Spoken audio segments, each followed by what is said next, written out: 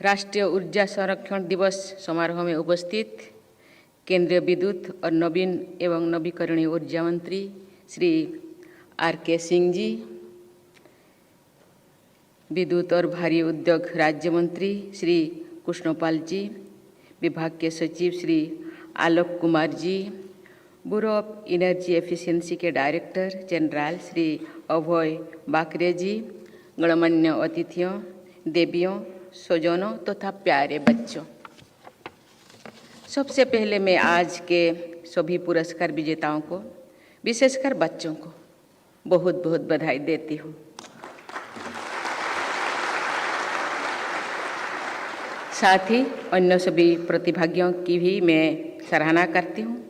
मैं सभी देशवासियों को राष्ट्रीय ऊर्जा संरक्षण दिवस की बधाई देती हूँ और उनसे अनुरोध करती हूँ कि वे ऊर्जा संरक्षण के लिए अपना अधिक से अधिक योगदान दें। मुझे बताया गया है कि ऊर्जा संरक्षण से जुड़े राष्ट्रीय चित्रकला प्रतियोगिता में लगभग 80,000 विद्यार्थियों ने उत्साहपूर्वक भागीदारी की है।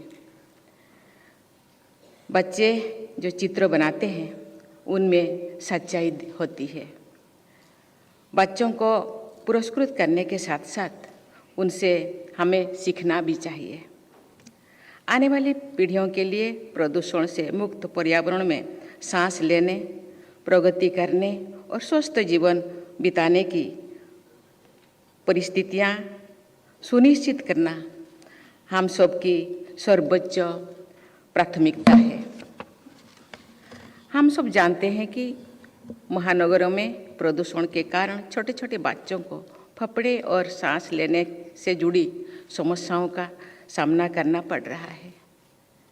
साफ सुथरी हवा में सांस ले पाना एक न्यूनतम मानवाधिकार है।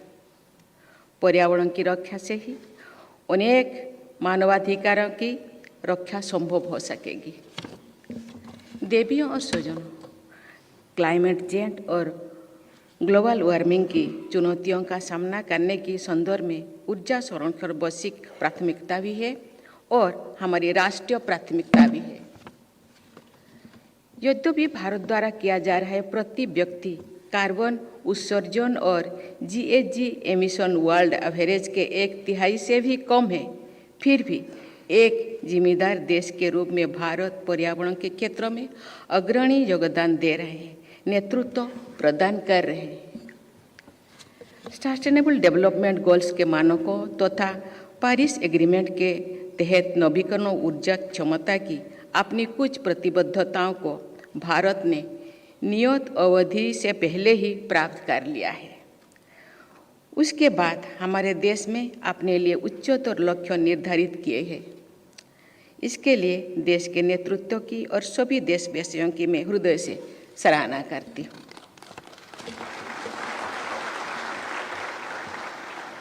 ये उपलब्धियाँ नवीकरणीय ऊर्जा तथा नवीन ऊर्जा के क्षेत्र में चल रहे प्रयासों, पारंपरिक ऊर्जा स्रोतों के सक्षम उत्पादन व उपयोग तथा ऊर्जा संरक्षण के लिए किए जा रहे कार्यों के बल पर ही प्राप्त की जा सकी है। ऊर्जा के क्षेत्र में विश्व स्तर पर भारत को गौरवशाली स्थिति प्रदान करने के सफल प्रयास के लिए केंद्रीय मंत्री आर.के. सिंह जी, राज्य मंत्री कृष्णपाल जी तथा उनकी टीम के सदस्यों की मैं हार्दिक सराहना करती हूँ।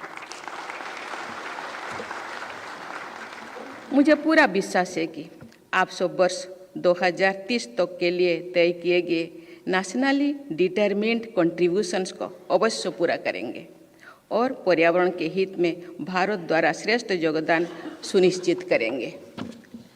देवियों और स्वजनों, ऊर्जा क्षेत्र से जुड़े सभी लोग जानते हैं कि भारत ने COP26 में विश्व समुदाय से पर्यावरण अनुकूल जीवन शैली को अपनाने का अनुरोध करते हुए लाइफस्टाइल फॉर एनवायरनमेंट अर्थात लाइव का संदेश दिया था।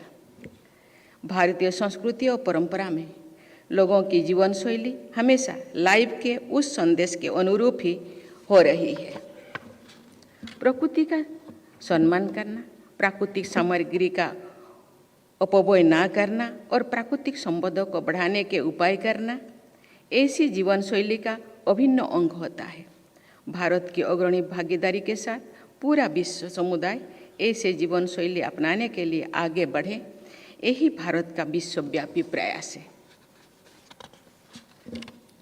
आजकल हमारे देश G20 के अध्यक्षों के रूप में भी अनेक क्षेत्रों में अंतर्राष्ट्रीय नेतृत्व प्रदान कर रहे हैं। बहुत से लोगों को ये जानकारी होगी कि G20 के देशों के विश्व के कुल GDP में 85% और इंटरनेशनल ट्रेड में 75% योगदान रहता है। साथ ही विश्व की 60% पॉपुलेशन भी G20 के देशों में निवास करती है।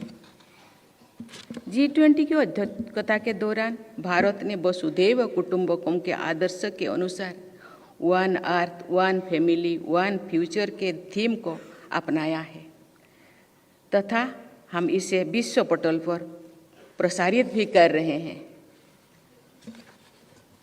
देवियों और स्वजनों, सभी देशवासियों को विकास का प्रचुर अवसर प्रदान करते हुए क्लाइमेट चेंज की चुनौती का सामना करने के लिए देश की सरकार और जनता द्वारा ऊर्जा के सक्षम उत्पादन, उपयोग और संरक्षण पर जोर दिया जा रहा है।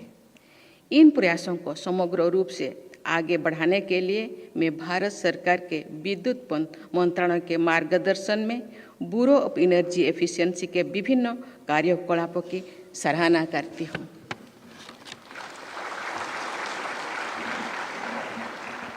इस संदर्भ में एनर्जी एफिशिएंसी इनोवेशन पर विशेष ध्यान देने की भी मैं सराहना करती हूँ।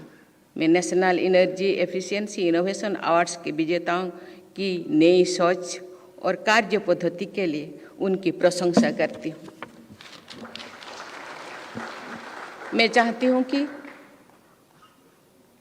पुरस्कृत किए गए इनोवेशन का व्यापक स्तर पर उपयोग किया जाए। ऐसे इनोवेशन से प्रेरित होकर अधिक से अधिक लोग नई नई पद्धतियाँ विकसित करेंगे, जिससे पर्यावरण संरक्षण में सहायता प्राप्त होगी। बायोडाइवर्सिटी सहित प्रकृति को बचाने की चिंता हम सबको करनी है। भारत की महान कवयित्री महादेवी वर्मा जी ने एक चिंता बड़ी मार्मिक शब्दों से किए हैं। उन्होंने लिखा है, आंधी आए जोर शोर से, डाले टूटे हैं झोंकोर से, उड़ा घोंसला अंडे फूटे, किससे दुख की बात कहेगी, अब ये चिड़िया कहाँ रहेगी, ये चिड़िया कहाँ रहेगी।